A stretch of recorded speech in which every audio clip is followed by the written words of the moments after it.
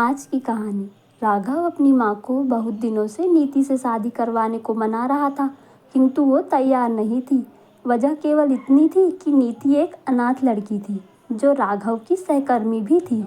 मजबूरी में राघव ने कोर्ट में जाकर शादी कर ली। राघव, ये अनाथ तुम्हारी पत्नी भले ही हो सकती है, पर मेरी बहू नहीं। राघव नीति के साथ शादी के बाद जब घर आया तब उसकी माँ सुलोचना जी बोली और अपने कमरे में चली गई। माँ जी, चाय। अगली सुबह नीति सास को चाय देते हुए बोली, मैं तुझ जैसी अनाथ की माँ नहीं समझी।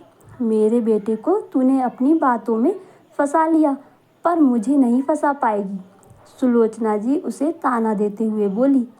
नीति का कलेजा छलनी हो गया ये सुन, पर वो मुस्कुराकर बोली, अपने पति की माँ को और क्या कहते हैं माँ जी? मुझे नहीं पता, आप ही बता दीजिए। सुलोचना जी नीति की मासूम हंसी देखकर कुछ ना बोली। नीति जितना सुलोचना जी का दिल जीतने की कोशिश करती, उतना सुलोचना जी उसका अपमान करती, किंतु नीति के चेहरे पर सिकन तक न आती। हालांकि वो अकेले में आंसू भी बहाती, पर राघव को नहीं बताती। राघव ने कहा, क्यों सह रही हो इतना सब?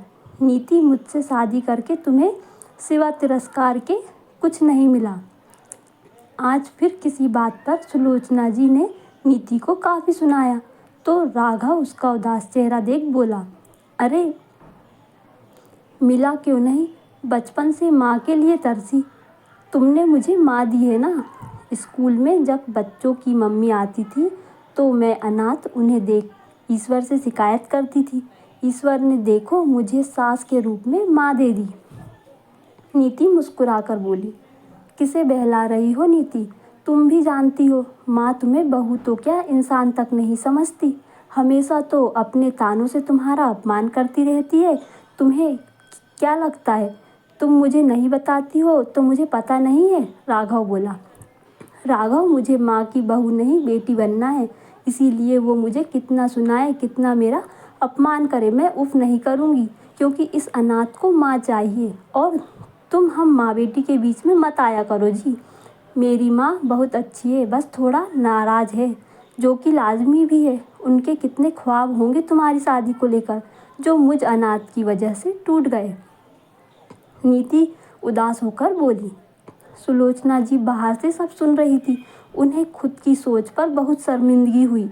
ये बेचारी मुझसे माँ का प्यार पाने को इतना सब कर रही है और मैं सिर्फ इसका अपमान कर रही हूँ, जबकि अकेले इसकी तो कोई गलती नहीं।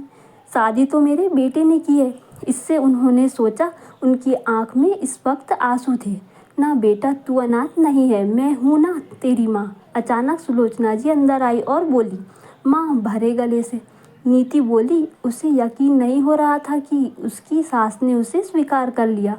हाँ बेटा, इतनी अच्छी बहू तो मैं भी ना खोज पाती जो मेरे बेटे ने खोजी है। और सिर्फ इस बात से उसका तिरस्कार कर रही थी कि वो अनाथ है, जबकि मुझे तो उसकी माँ बन उसके जीवन की ये कमी पूरी करनी चाहिए थी। सुलोचना जी बोली और उन्होंने अपनी बहू को गले से लगा लिया। नीति भी सास के गले लग रो पड़ी, क्योंकि आज उसने माँ को जो पाया था। अगर आपको कहानी पसंद आई है तो प्लीज़ मेरे